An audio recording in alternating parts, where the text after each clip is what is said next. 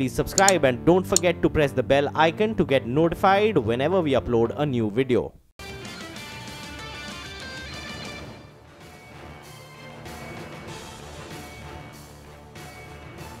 Very good morning. Welcome to Power Breakfast. We are in the Mumbai News Centre. I'm Nigel D'Souza, and with me is Ekta Batra. Hey Ekta, good morning. Final day of trade and then nice long weekend coming up. It's going to be Christmas. The next time we come here on Power Breakfast, well, we'll be done with Christmas. Yes, morning Nigel. Well, absolutely. Well, hopefully the Santa Claus is going to come and provide some cheer for our market. So we could probably see more gains for the mid-cap index, maybe 10,500 for the Nifty. You know, Ekta, I remember last Christmas, we were going into Christmas and things were looking very dim. I think it was the lowest levels that we saw in all of last year, actually. So this year, it's good to go. I remember 26th December, that was the low actually we hit, and from there, we just took off. So Santa's been there all through the year. Let's see whether or not this Friday, Santa comes. Well, Asian markets were trading with a positive bias. Remember, they were attracting moderate gains on Wall Street. This has investors stateside consider the effects of lower corporate taxes. We have the Nikkei that's more or less flattish just to kickstart trade. Just a short while back, it was trading with a gain of around 0.2%. The Kospi as well should come up for you on the screen. Let's see what that one's doing early this morning, as well as the Straits and the Taiwanese index. Well, there is some green just to kickstart trade, so it's a good start likely on the large street. Let's pull up the SGX Nifty. It was showing a gain of around 20 points approximately. Well, a 15-point bump up is what we could see just to kickstart trade. So no real worries coming in from the Asian markets. But moving on then, the United Nations mulls fresh sanctions on North Korea. It will vote on the new US draft sanctions on rogue nations, aiming at, in fact, oil and gas imports. CNBC's Sherry Kang reports on the same. There is so much skepticism over whether these sanctions are actually doing their job in reining in on North Korea. But of course, this latest resolution or the vote that has not happened just yet, that will be happening on Friday in New York. But of course, this takes us back to the November 29th inter-Korean ballistic missile test by North Korea. Now, Reuters is reporting with this draft that they were able to obtain here. The draft showing that it's seeking to ban 90% of refined petroleum exports to North Korea by putting a cap on that, and also demanding, not obliging at this point, but demanding that North Korean workers who are working overseas, earning the regime some hard cash there, be repatriated within 12 months. And of course, like you were just talking about there, the big one here would be oil supplies to North Korea. That's the big element that often a lot of experts talk about in terms of putting the real kind of pressure on the regime here. The draft shows, according to Reuters, that this council is seeking to cap crude oil supplies at 4 million barrels a year. Now, this is actually the very factor that the Trump administration keeps working with in terms of putting pressure on Beijing as well. The draft is known to be drafted by the U.S. at this point. The usual procedure would be the U.S. and China will somehow negotiate behind doors before the vote. We do not have any idea at this point about what kind of negotiations or what kind of conversation their countries, these two countries, diplomats have had before the vote.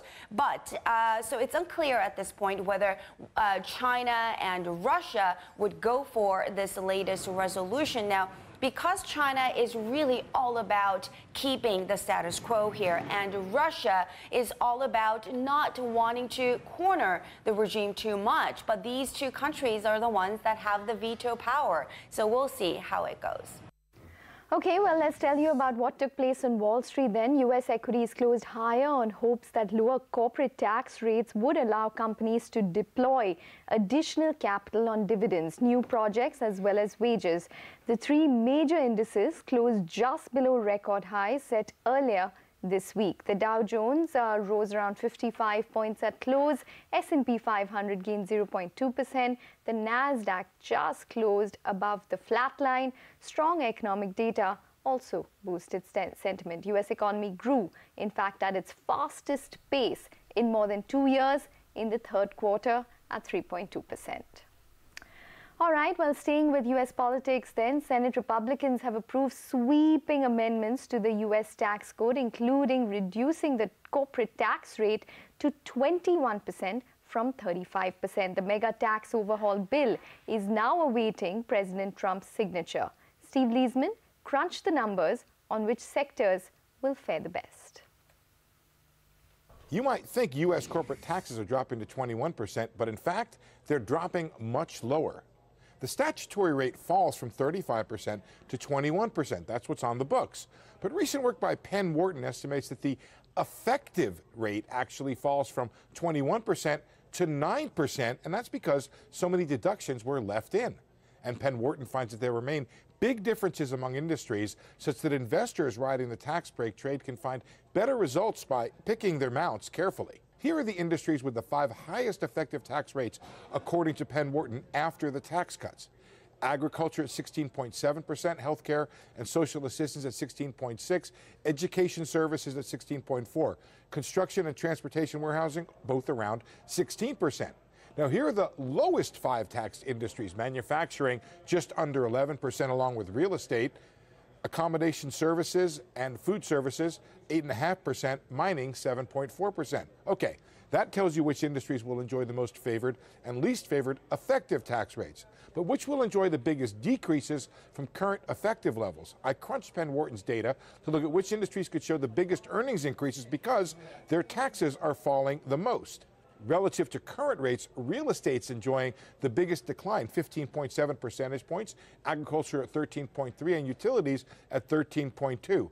Healthcare and transportation warehousing round out the bottom of the top 5. How about the bottom 5 altogether, the ones getting the least relative tax decrease? Arts and entertainment only going down 11, information down 9.6, all the way down to manufacturing, which is down 6.6 percentage points. Now note, a big part of the estimated change in corporate taxes comes from the 5-year expensing holiday. That means that in 5 years, that is 2023, many of these effective tax rates will rise. So all industries win with lower taxes, but some win more than others. And as always, careful choices could lead to better returns for investors. Okay, well, that's the impact of the tax cuts, which it will have on sectors. But what's the impact on overall markets? Here's some expert opinion on the same. It is tax cuts, and it will provide some stimulus to the economy. So I think it's hard to debate that there'll be some short-term stimulus to growth. We're estimating somewhere right in between your estimates you just threw out. So we're saying it's going to add about 0.3 percentage points to growth probably in each of the next 2 years or something close to that. To me, the bigger question when we're analyzing the tax bill is what does it do for long-term growth? Does it change the economy structurally? Can we start to argue that maybe the increase in investment can lead to productivity gains, which could impact potential growth estimates? This is going to be a very difficult first half of the year for the Federal Reserve, for policymakers, because we have a supply chain disruption of enormous, it's huge. And we're going to keep having better than expected economic growth, higher than expected GDP growth, lower than expected unemployment rate going into the new year. So it's going to be difficult to parse out. Is it the tax cuts, or is it the biggest year for natural disasters in all time? Well, in fact, let's take a quick check on how the European markets closed up. In fact, they closed with good gains. Remember, this is on the back of the U.S. tax code overhaul that will come about, and the tax rates will come down in the United States. The CAC, the FTSE, as well as the DAX, all of them ending with good gains. But if you take a look at the emerging markets, well, the Brazilian index, that ended with a gain of close to around 2%. So that was the big outperformer on yesterday's trading session. But also keep in mind that it's the final countdown in Catalonia. Catalonia's regional election pointed to a win for the pro-independence parties. The election had been called after Spain's government sacked the regional parliament when the latter declared its independence in October earlier this year. All right, well, let's tell you about the currency space. The dollar has edged up against a basket of currencies, while the euro slips after results from Catalonia's regional election, where Catalans have backed pro-independent parties. And in the world of commodities, then crude oil prices is subdued in early morning trade. Well, it's more or less flattish. Overnight, in fact, it was wobbling around. Remember, overnight it even hit a 3-week high. Currently, Brent crude pricing holding at around $64.50 per barrel. And from precious metals, we have gold, which held near an earlier 2-week high after stable US economic data on GDP jobless claims front. Well, back home on Dalal Street yesterday, the markets ended absolutely on a flat note with the key indices, the Nifty and the Sensex, just about closing with minor cuts. You can see that on your screen. But the mid-cap party continued and the index closed in the green for the 6th day in a row and might add again a record high for the mid-cap index. But we now have Manglam joining in, and Nigel and Manglam for some reason are dressed absolutely the same.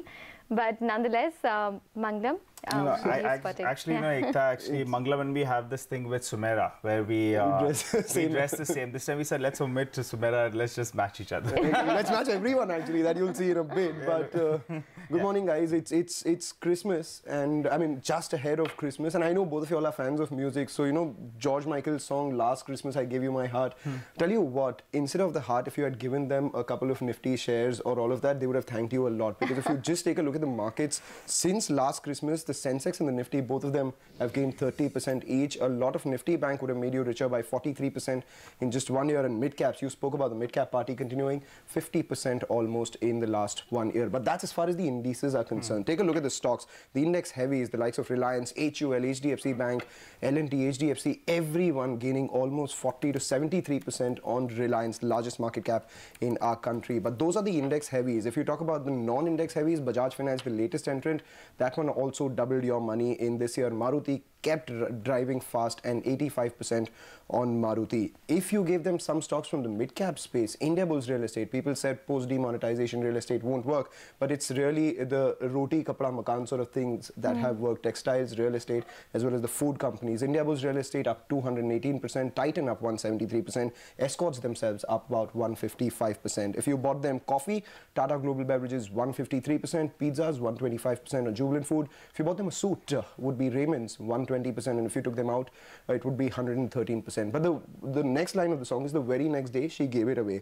So if you gave them stocks of Infibeam, Relcom, Lupin, Dr. Reddy's, she would have given their heart away and she would have thrown you out as well. But that's as far as the last Christmas to this Christmas is concerned. As far as cues for today are concerned, very flat cues, to be very honest. The mid-cap party continues. The mid-caps are at record highs. That's because no major triggers for the frontline indices until this year end itself. There have been early rollovers by the FIs ahead of the holiday season, and so far itself the rollovers have been 25%. That's something that you really see just 1 or 2 days ahead of expiry, and low volumes given the expected holiday season as well. So while the FIs are selling in the markets, the domestic institutional investors, they continue to buy because they're unfortunately not on holiday, and that explains the outperformance that we're seeing in the mid-cap space as well, because it's, you know, a general tendency for one to believe the FIIs, they play in the large caps while the domestic institutional investors play in the mid-caps itself. And while the mid-caps go higher, that's also because the smart money believes that the downside is protected, and that is something that we can see in the open interest itself. Open interest on Nifty puts 80 lakh on the 10,000, 10,400 at 56 lakh, 47 and 50 lakhs on 10,300 and 200. That compares with the open interest on calls, which is just about 65 lakh in 10,500 and 10,600 at 46 lakh shares. So we need to keep an eye out on that. If the Nifty does go cross that 10,500 mark, we can see further short covering. All right, Manglam, you know, you spoke about last Christmas, so this one, I'm sure by next Christmas, it will not be shares, but it could be the wedding ring that we'll be looking forward to, Manglam. But what about stocks we can focus on? You told us about a lot of stocks in the last 1 year. Stocks that we can look at in today's trading session? I will look at a lot of mid-caps in today's trading session because the mid-cap party is continuing. Yesterday, the large amount of the mid-cap movers, the likes of DHFL, GMR Infra, IFCI, which surged, as well as Wockhardt Pharma, all of them have entered the F&O band today. So let's see what happens there, because no fresh positions can be taken in F&O band stocks for more than a trading session itself. So that is something I'll be watching out for in particular. From the large cap space, I'll watch out for a couple of these IT companies, because remember yesterday Accenture reported their numbers. Their revenues grew by about 10%. And CLSA has said that the acceleration in the US, that bodes well for stocks like Infosys, Cognizant and TCS, while the nature of demand with stronger consulting could be better for the likes of HCL Tech as well as Infosys as well. So those are the things I'll be watching out for. Canara Bank and Canfin Homes, both of these stocks will be in focus. We understand that Canara Bank will sell 4% stake in Canfin Homes, which is about 270 odd crore rupees, but Canara Bank will still continue to hold about 26% in Canfin Homes itself. The Canara Bank market cap is 22,000 crores, so it's about 1.2% the value of the stake that they are selling. Aarti Industries, they've announced buyback details, so 1% equity will be bought back and promoters will participate, so that's roughly 1% acceptance ratio for there. Dalmia Bharat, I think the deal with Murli Industries is done, and this plan provides for a payment of 402 crores. I'll wait for Nigel's analysis on that one in particular, given the sort of confusion that there is with regards to the intricacies of that deal, but that is one stock we'll keep an eye out on. HDFC, small divestment plan, about 100% stake that they've sold in HDFC Developers and Realty to Quicker India, and the total consideration for both these would be around 366 crore rupees as far as this is concerned. And finally, we end on a sweet note. Britannia, Motilal Oswal has said that the recent launch of lower unit packs of their cream biscuits, that can augur well for the volumes of the company. They've increased their target price from 5,800 to about 6,100 rupees.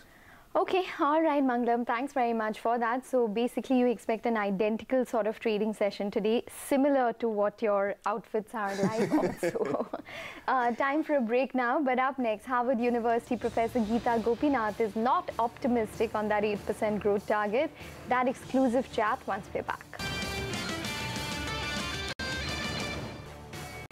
Well, Harvard University Professor Geeta Gopinath is not optimistic on the 8% growth target. In an exclusive conversation with CNBC TV18's Lata Venkatesh, Geeta Gopinathan, in fact, talks about the growth outlook for 2018 and her view on the overall Indian economy. Let's listen in. I think there are some very good signals coming out of most countries in the world. This is the first time that we've had advanced economies and emerging markets all have positive growth rates and have a revival of growth. And so this is quite unique in that sense compared to 2016. And so that looks very good, and trade is also picking up. So I think 2018 should be a good year, at least for the world economy. Is it as promising as 2003, when it was the start of 4-5 years of good growth, which we may have later regretted, but it was the start of a great cycle? It could be. I mean, there are a couple of things that seem to work in the favor of the world, which is one, that commodity prices have started going up, and especially for emerging markets that were big commodity exporters, that's a big turnaround, and so that is a plus. And there's a very business-friendly government in the US with the huge new tax cut plan that we know about. And so that's positive too. And the euro area is recovering, and Japan has actually also been growing faster than expected. So there is a lot to expect that this might continue for another few years. How do you see Indian growth? I mean, for the longest time we thought, well, not longest time, for a better part of the 2000s, we thought 8% was our birthright. We've got a distance. Do you think 8% is, round the corner? Oh, I would never say that 8% is around the corner. We seem to be, like you said, undershooting it for a while now. Yeah. I think 6.7% at this point. Is the forecast for FY18? That's right. So I think that in that range, kind of between 6.7 and a little over 7% is where I expect growth to be. Okay. The policies and reforms that have been undertaken are not it's not like fiscal spending where you kind of see an effect much more quicker. It's going to take a little longer. Things like ease of doing business, GST reforms, bankruptcy reform, all of that are kind of more slow-moving factors. And so, but the important thing to keep in mind is that this is in the right direction. Okay. And that's great. Okay. What do you think the government should do in the budget? You referred to fiscal spending. Would you like to see more of it? No, I would not like to see more of fiscal spending. I think that India has won a lot of points for being fiscally responsible, and you certainly don't want to squander that. Okay. Now, it's always an interesting argument that maybe growth is even higher in the future than it is now, and so we can spend more. I would be a little cautious about that because growth rates in India haven't hit the 8% target at this point. So I would not push for that. I think fiscal conservatism has been good. Now to come to the theme of 2018 globally, and here it mingles with the domestic theme. How do you see commodity prices? If global growth is as optimistic as you sounded earlier, right. Where would crude go? I think the projections are that crude will go up some more, but nowhere near where it was before it kind of crashed in 2014, because there are many other sources of supply. There are, you know, many other low-cost producers. Like the U.S. is now a big producer of oil. So I think, and they're able to very quickly get increase the supply.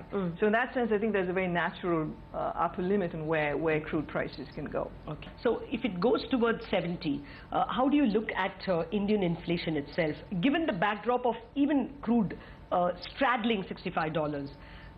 Do you think we have troughed out on inflation and we should now start worrying domestically?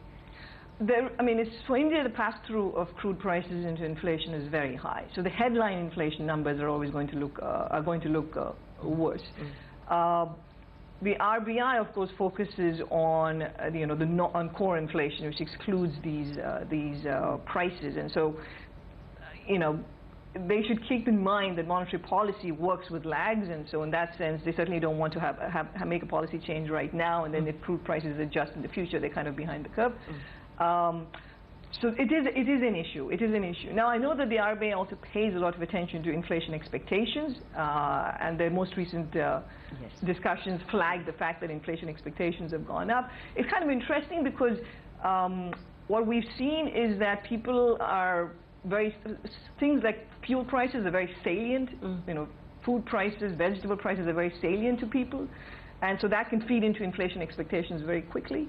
But to the extent that the RBI doesn't have much control over those prices, it should maybe kind of take that with a grain of salt about how inflation expectations are responding at this time. Okay. Well, actually, among the minutes of the meeting of the Monetary Policy Committee, there was a reference, I think by Viral Acharya, that the inflation number could be above the 4% mark, 4.5% mark, for a better part of 2018.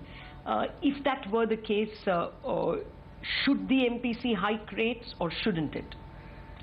I see an argument for not raising rates at this point, for sure. I mean, there is the band of the plus or minus 2 percentage points. And given that growth is still, it's not as if it's growing at 8% at this time, I certainly wouldn't make an argument for raising rates.